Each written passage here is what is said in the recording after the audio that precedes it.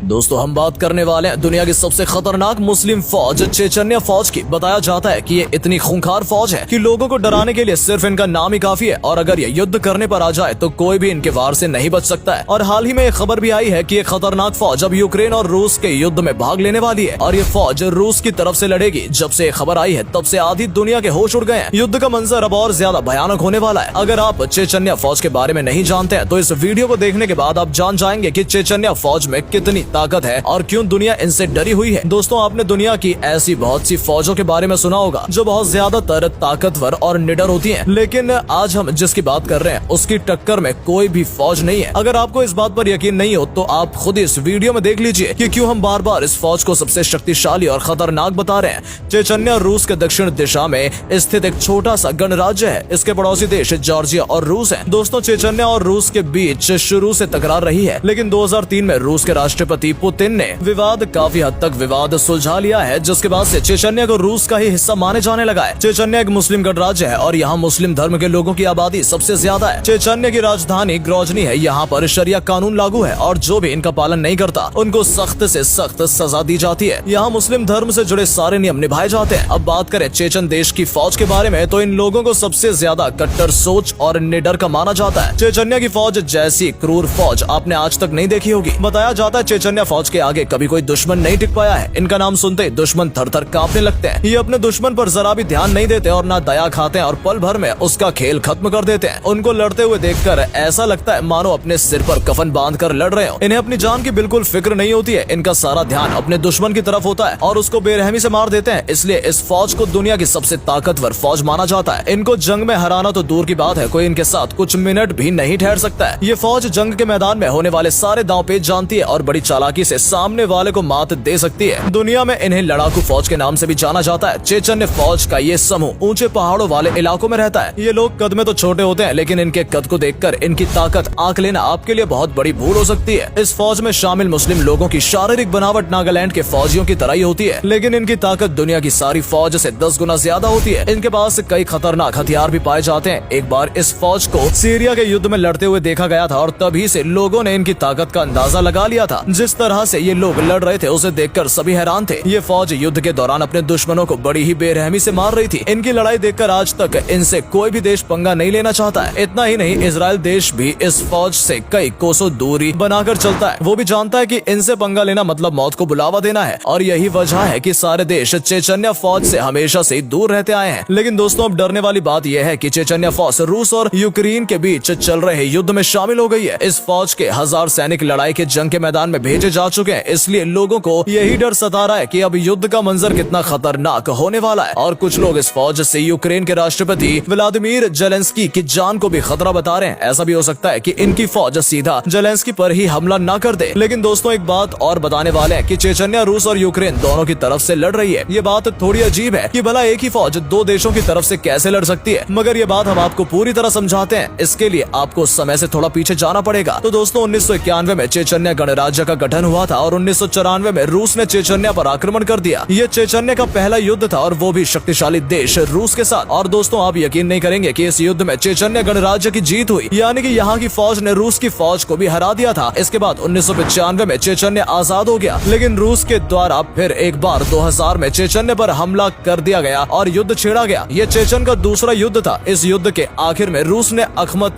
Kadyrov को देश का नया नेता चुना, लेकिन 2007 में अखमत की मौत एक बम ब्लास्ट के दौरान हो गई। कुछ लोगों ने अखमत की हत्या को किसी की साजिश बताया था। इसके बाद रूस के राष्ट्रपति पुतिन ने अखमत के बेटे रमजान कादिरोव को उत्तराधिकारी बनाया और तब से वही देश चला रहे हैं। रूस के राष्ट्रपति व्लादिमीर पुतिन ने ही रमजान को चेचन का लीडर बनाया था, इसलिए उस वक्त से रमजान पुतिन के खास वफादार रहे हैं। इसलिए जब जब यूक्रेन ने रूस का विरोध किया है, तब चेचन के नेता रमजान रूस के साथ खड़े हो जाते हैं और यूक्रेन को धमकाने लगते हैं। इस तरह चेचन रूस के साथ है और यूक्रेन के खिलाफ लड़ रहा है। लेकिन कुछ ऐसे भी हैं जो रूस के खिलाफ है और यूक्रेन की हिफाजत के लिए लड़ रहे हैं, जिसमें अहमद जकाएब शामिल है, जिन्होंने चेचन युद्ध में रूस के खिलाफ लड़ाई लड़ी थी और अब भी यूक्रेन रक्षा के लिए तैयार है। 2014 में भी चेचन यूक्रेन के लिए रूस से लड़ चुके हैं। रूस 2 बार चेचन के साथ युद्ध कर चुका है, जिसकी वजह से चेचन की आवाम रूस के खिलाफ है और वो रूस का साथ देने की जगह यूक्रेन की हिफाजत करने के लिए तैयार है। इसलिए ये देखा जा रहा है कि चेचन यूक्रेन और रूस दोनों के साथ लड़ रहा है और दोनों के खिलाफ भी लड़ रहा है। धीरे धीरे ये युद्ध और भयानक मोड़ ले रहा है और तीसरे विश्व युद्ध की ओर जा आता दिखाई दे रहा है। सूत्रों से पता चला है कि पुतिन ने न्यूक्लियर हथियारों की टेस्टिंग भी शुरू कर दी है, यानी कि पुतिन का इरादा यूक्रेन पर न्यूक्लियर हमला करने का है। अब इसका क्या अंजाम होगा और इस युद्ध में कौन जीतेगा कौन हारेगा, ये तो आने वाला समय ही बता पाएगा। खैर, ये बात तो तय है कि समय के साथ साथ ये दो देशों का युद्ध और ज्यादा खतरनाक मोड़ ले सकता है और इसमें बहुत से लोगों को अपनी जान गंवानी पड़ सकती है। तो दोस्तों, ये थी एक छोटी सी जानकारी दुनिया की सबसे खतरनाक मुस्लिम फौज चेचन्या के बारे में। आपको ये वीडियो पसंद आई हो तो प्लीज वीडियो को लाइक और शेयर करना ना भूलें और आपको कौन सी फौज सबसे ज्यादा शक्तिशाली लगती है कमेंट में लिखकर जरूर बताएं। धन्यवाद।